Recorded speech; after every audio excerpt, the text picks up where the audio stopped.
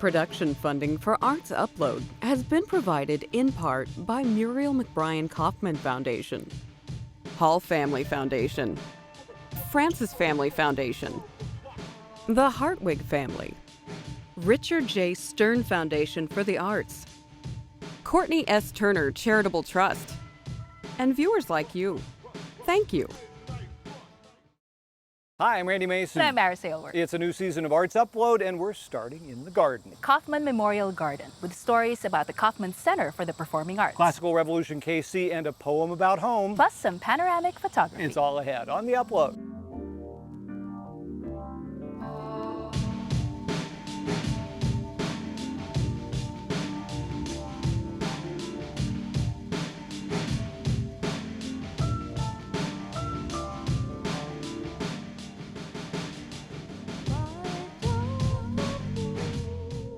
You know, when I first heard that the Kaufman Center would be turning 5 this month, I was pretty sure it was a typo. But no, Kansas City's home for the symphony, opera, and ballet opened with great fanfare on September 16, 2011. At the time, we put together a whole half hour about it called Raise the Roof, kind of peeking in before their big reveal. Now that it's no longer the new kid in town, here's a look at how our world-renowned 5-year-old has been behaving.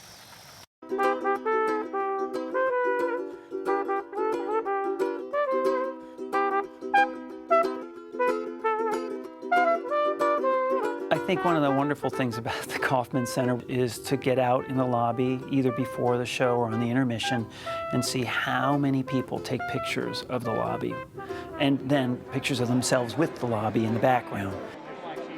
Make no mistake that our environments do affect us very deeply. So when you're in a state-of-the-art, beautiful facility that is such an architectural masterpiece, I think it demands a certain level of performance.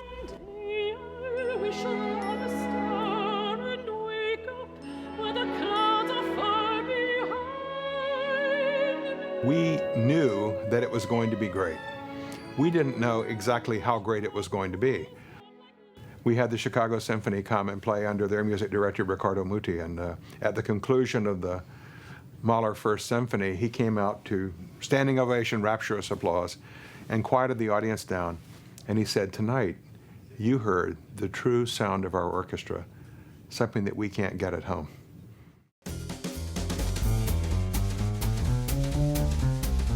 It was exactly 5 years ago that we were time-lapsing our way toward opening weekend for a project which had been in progress for well over 10 years. Frank Byrne showed us the countdown clock on the symphony's intranet. Then we talked strategy and anticipation with everyone from landscapers to the architect Moshe Safdie, the acoustician, the Casavant organ installation chief, Shirley Hellsberg, and of course Julia Irene Kaufman. When the big night finally came, it was black tie and fancy meals with entertainment by Placido Domingo, Itzhak Perlman, Patti LuPone, and many more. Topped off by epic projections outside from the folks at Quixotic. But in many ways, this was even more impressive. Despite gray, rainy conditions, over 50,000 Kansas Cityans turned out for Sunday's open house, welcomed personally by the chairman of the board herself. Well, it really, I think, came to me from Mr. K. He would greet the patrons at the ballpark. But then years before that, he greeted every salesman when they came to the national sales meeting, everyone and their wife, and knew everyone's name. That always amazed me. So I learned that skill, and I just felt natural that that's what my parents would have done, which is why I did it. He used to talk about you. Really, that was the easiest part of the event, was that I didn't have to have a speech, I didn't have to be dressed up. It was wonderful just saying hello to people. The man with the plan was also on hand, as was this familiar face. Jane Chu served as the Kaufman Center's first CEO before moving on to head the National Endowment for the Arts. Chairman Chu passed the Kaufman's reins to her CFO, Paul Schofer, in 2014. As much as anything Jane just said, stay true to the mission of the center, providing diverse and extraordinary performing arts experiences for everyone in our community. So the key word there is everyone. So far, more than 2/3 of the center's programming has been provided by the 3 resident companies, augmented by an evolving mix of big names and up-and-comers, sprinkled with local favorites like the Kansas City Jazz Orchestra, and such special events as the National Geographic Live series, TEDxKC, and the organ recitals Ms. Kaufman concedes might be her favorite. Schofer likes to point back to a New York Times article from 2011 that praised the building, but doubted how sustainable it might be. The glitz and glamour would fade, the number of performances would probably decrease, and certainly the audience levels would decrease. The reality is, last year we had more performances than we've ever had, and audience levels are as strong as ever. In the first 5 years, more than 2 million people and a few Wookiees have attended events at the Kaufman Center. Except for a few signage adjustments to help patrons navigate more easily, little has changed since opening night. Once again, Julia Irene credits Mr. K and his vision for separate sports stadiums as her guiding light. It was the same idea as the multi-purpose stadium. It's really not good for either one.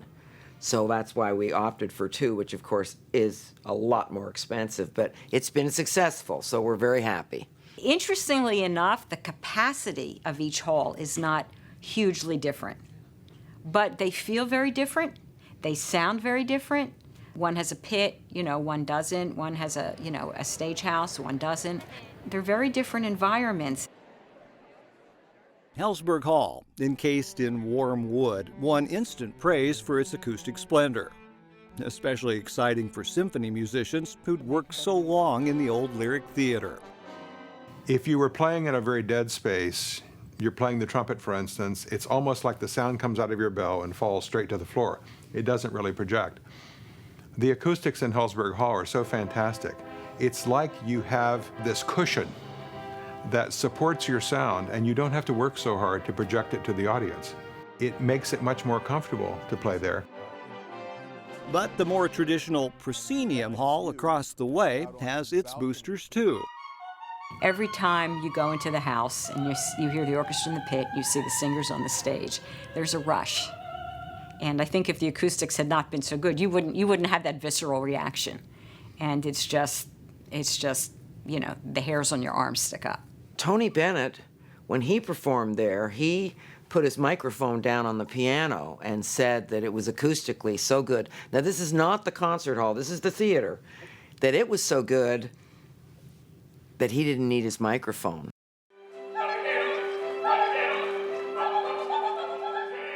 When directors and singers and conductors come here, they want to come back. They want to come back because I'd like to believe they like working with Lyric Opera of Kansas City, but they also love the hall. I have lighting designers, I have scenic designers, and they just say, oh my God, you guys are so lucky. I don't use the phrase that we're spoiled here, because this is not extravagant. It is what the city and the symphony need and deserve. There was never a fight. We were going to do it the right way.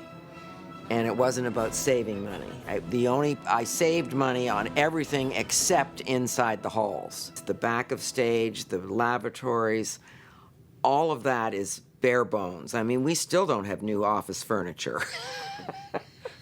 We have old hand-me-down stuff. But our front of house is beautiful. Bare-boned or not, the wings and backstage areas are unusually user-friendly. No one's tested that more fully than the Kansas City Ballet did last winter, with its spectacular reboot of a holiday favorite. Our new Nutcrackers that we built basically with the design of the Kaufman Center in mind. Of course, we were able to do some interesting set movements backstage and also bring certain kind of elements on stage that otherwise in some theaters you wouldn't actually have the opportunity to be able to present. Devin Carney wasn't here 5 years ago, but he can confirm that something his predecessor predicted does indeed happen. We'll finish our performance and most of the audience will be out. And that's about when I finally get out from the backstage area, and all of a sudden you see a whole nother audience is coming out from the symphony side, and it's just really cool to feel that sense of community that happens in that lobby. When it comes to community, there's nothing quite like Future Stages, the annual summer showcase for organizations that teach all kinds of arts to area youngsters. Stepping onto one of the Kauffman Center's stages can be the kind of experience not easily forgotten. When that curtain opens and you see that enormous auditorium and you see those people out there who are rooting for you, it's just a fantastic feeling.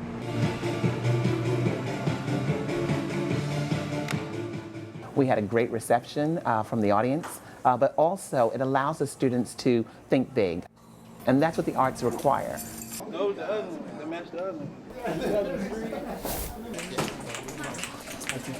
You know, there's no guarantees in life or art, but these kids are talented, wonderful human beings, and who knows what's going to happen with them. They very well may end up downstage center singing Lucia, who knows?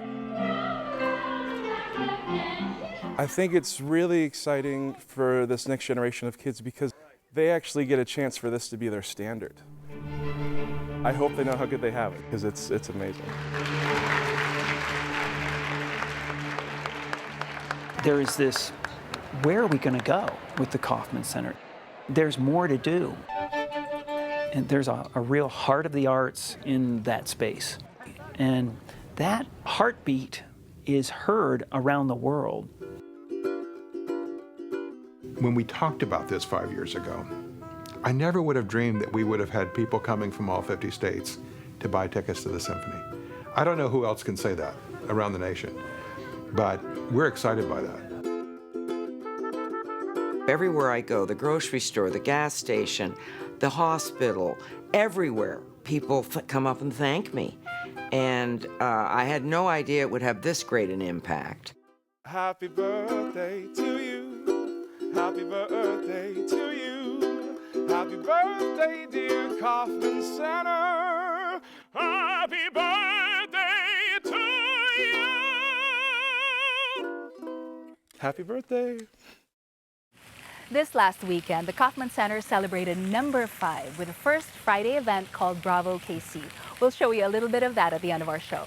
But right now, we're going to turn the tables just a bit with a story about a group that's taking classical music out of its more traditional settings. They're called Classical Revolution KC, and producer Ashley Holcroft found them plying their trade in some unexpected places. In late June, St. Paul's in Westport was filled not with typical liturgy, but with dozens of instruments breathing vivid color into Mozart's Requiem.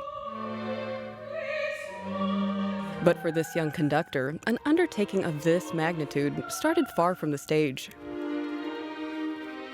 With conducting, you start it when you're kind of already an adult and you're put in a position to have to sort of lead a bunch of musicians who have all been playing their instruments for years or decades, and you've been conducting in the beginning for no time. So you're sort of expected to be in charge of people who are clearly more capable at their sort of task, playing their instrument, than you are as a conductor, because time-wise, you just haven't have enough time to do it. Siblings and UMKC Conservatory graduates Nick and Alyssa Bell founded Classical Revolution KC in 2013. For Nick, it was an outlet for practice. For Alyssa, something else. She wanted to do it, I think, more because there just weren't a lot of playing opportunities for that size ensemble. So anywhere between string quartet size, so 4 people, up to maybe 20 or so, kind of in that range is what we do a lot of. You don't get to play it so often at conservatories or for gigs. So there's this entire swath of repertoire that is really important and really good, and it's really fun to explore that in an environment where we can take as long as we want and do kind of whatever we want with it.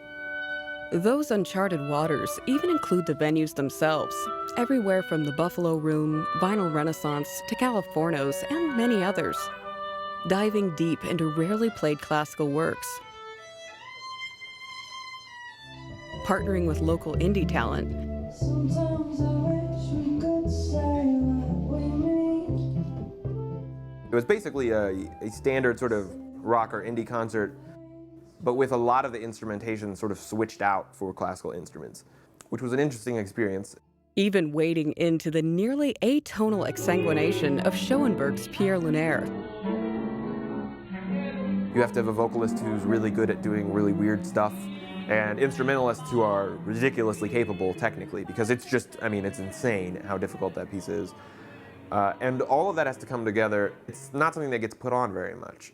And I think a lot of the attendees were other musicians. And that's part of who we play for too. It's not just for the sort of uninitiated. It's for anyone to come out and listen. We try to program pieces that are important. Interestingly enough, the concept of classical revolution is hardly a new one. Chapters have been popping up around the world, and all with one goal: to dissolve the wall of elitism between most people and classical music. If someone's leaving one of our performances, I'd like them to think that classical music asks nothing of them. There's no box they need to check in terms of fanciness or tuxedo wearing, and all sorts of stuff that we just have sort of baked into the classical music experience and drives way more people away than it brings in. Like even Pierre Lunaire, that very ridiculous, crazy 20th century expressionist atonal thing. You could still walk in off the street and see one of the greatest works of art in Western culture of all time, and you can walk out in the middle of it if you want. No one's gonna boo you or hiss at you, or you're not gonna have an old lady shush you. And hopefully we can make more people at least consider going to a performance of classical music and not have so many obstacles for them to overcome to get it. These days you can catch Classical Revolution KC on a regular basis. Second Sundays at Vinyl Renaissance in Overland Park and fourth Mondays at California's in Westport. Speaking of Westport, you might catch a glimpse or two of it and several other familiar places in this week's Arts Upload poem, courtesy of Jose Faust. It's called This Town Like That, filmed and produced as always by Justin Bond.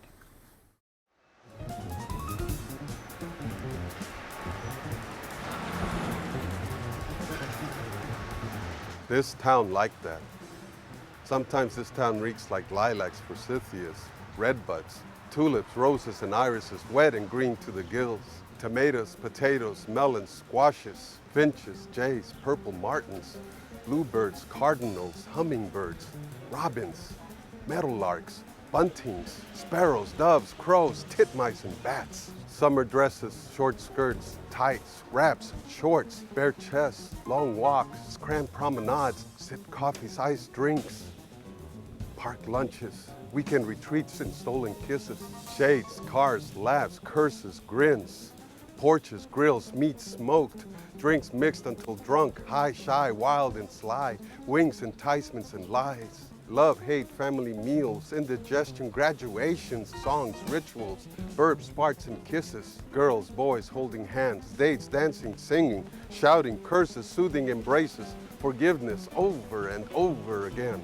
Sometimes this town is like yards, crests, hills, and overlooked bluffs, pigs, horses, cows, and ruts, paddies, pastures, fields, punched holes, curses, remorse, bonfires raging across floodplains, torches, air, gray, smoke, sulphurous, dimmed orange flakes, cracked haze hung horizons, no lights, no candles, welcome to the gates of hell. This town like nothing I know, nothing to know. This town like arms crossed behind east backsides. This town infectious, viral, addicting, narcotic, waiting to pounce. Water, dirt, gravel, asphalt, cement, ribbons, long stretches of strangers. Bricks, mortar, glass, wood veneers, expand, flow, roam to mold yards. Always trains and lullaby trails, a pinch of hair hung in midair. I don't want this town be the last thing I see. This town is like sleet, snow, dust, ice storms, drizzle, rain, floods, hail, tornadoes, thunder and lightning, wind, sun, drought, and fires. This town lingers like promises, wings, knots, taunts, arguments, and refrains. Greeks, palms, hucksters, and chamber religious ordained, flags waving, hymns swaying, exploding peonies, chrysanthemums, willows, diadems, palms, croquettes, horsetail rings, cherry bombs, Roman candles, and cake. Low wages, body spent, bus fares, one-way transfers, districts, enclaves, and jails, dog parks, locked fences, brats with wallets, urban pioneers, grafters, and shills. This town like that sometimes. This town like any town most times. This town like a burr up my ass, like a bad dream, like tripping, hallucinogenic. This town shimmers like a star on a hill. I might not leave this town. This town may have left me. This town might be the death of me. This town plays me like that sometimes.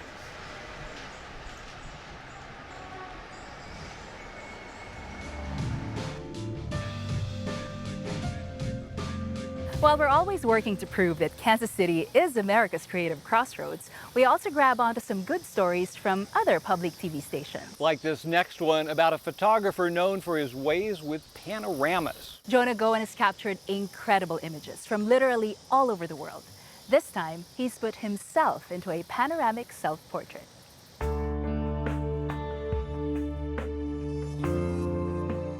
I've been taking pictures for most of my life, professionally for about a year and a half, 2 years. About a year and a half ago, 2 years ago, picked up the camera and started again. I grew up all over Central America, the Caribbean, Europe, the United States. Never went to art school. It was definitely the influence of my stepfather, who was an artist. I'm always looking for scenes to photograph. Started with buildings and architecture, but people is what attract me now. Some are planned, you know, just looking for places, images, people, researching or reading stories, and then going and taking the photo. And then the other ones just, while traveling, just happen. I like to think of them as capturing a moment in time. This series is Indonesia, Jamaica, Cuba, the United States. Some of them have happened in just 10 minutes, like the photo here of this gentleman on the Malecon in Cuba. The sun was setting and just asked permission if I could take his photo, and it just happened. And the image behind me, like Fidel's cell, definitely. I mean, that's where Fidel Castro was a prisoner, so. There is, yeah, definitely a lot of history. Ready? That bar is a classic. I guess it's an institution. There's a lot of stories that I hear about it, and it was like one of those places that needed to be photographed. That picture was personal. I was in it, and a lot of people I know that are close to me were in it. The shot was just a normal camera and a normal lens, a semi-fisheye lens. They're shot in increments, about every 60 degrees it goes around, and they're shot up and down, and those are merged together. There's no Photoshop in that nothing's added or subtracted. They're 720 degrees, and the distortion comes when you flatten the image, then they get distorted on the top and the bottom. Kind of like when you see a world map and they flatten it, but they put little incisions in it that alleviates the distortion. But in mine, the distortion works and it helps make it an image. Once you look at one of these images, it's everything that was there at that moment in time, like you were there, minus the distortion. I've just presented it in a different two-dimensional image. I've been overwhelmed by the response from people. Strangers, people I know, friends, family, and people who buy them. I talk to them months later and they still say, "Hey Jonah, every day I walk by your photograph and I stop and I see something new in it," and it's definitely a good feeling. There's no shortage of pretty pictures to be taken here at the Ewing and Muriel Kaufman Memorial Garden. In fact, commercial photography was so popular they had to put some restrictions on it a while back. The 2 acres here at 4800 Rock Hill Road are tended by the folks from Powell Gardens. They do all the planting and maintenance for what are actually 4 different gardens. The Parterre Garden is one of the most popular, with its long canal and bronze sculptures by Tom Corbin. There's also a secret garden, kind of hidden away. They're open year-round from 8 a.m. to dusk. No admission charge. Just another of the many gifts from Mr. K, who would have been 100 in October. So as we wrap up this edition of Ars Upload, let's head over to the Kaufman Center for some pictures from the 5th birthday bash. Till next week, I'm Randy Mason. And I'm Mara Saylor. Thanks for watching. Happy birthday, Kaufman. Welcome. Glad you're here. Welcome. Nice to see you. companies that are breaking the cage.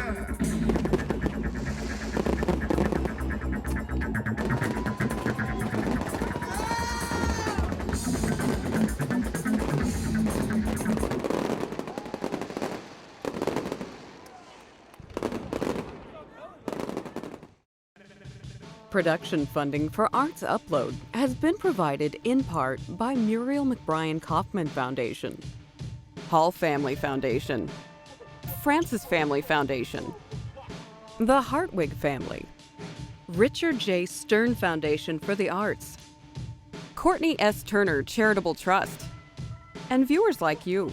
Thank you.